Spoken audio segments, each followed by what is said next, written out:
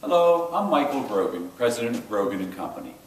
Welcome to the world of Elli Buk, a world full of fascinating, interesting, historic, and really very unique objects. We are delighted to take you on a video tour of some of the highlights and more interesting items in this upcoming auction.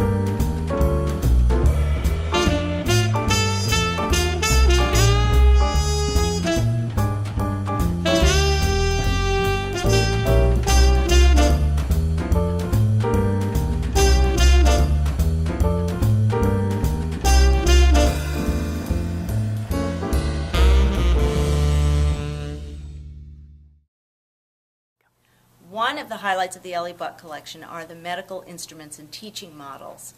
One of the highlights of the teaching models is this 19th century French model. The model is accompanied by a letter that is stating that the model was exhibited in the Paris World's Fair in 1900, and it was owned by a Dr. Alice Condit, a gynecologist in New Jersey.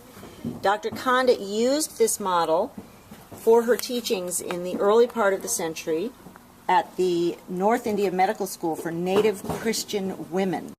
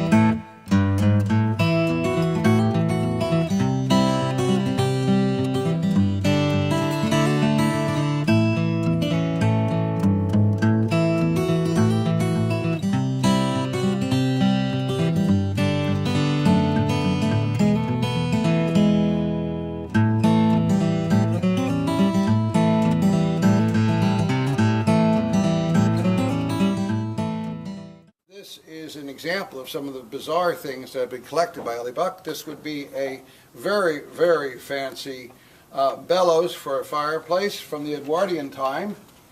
And this here is a large ticker tape machine from about 1850, telegraph ticker tape type thing.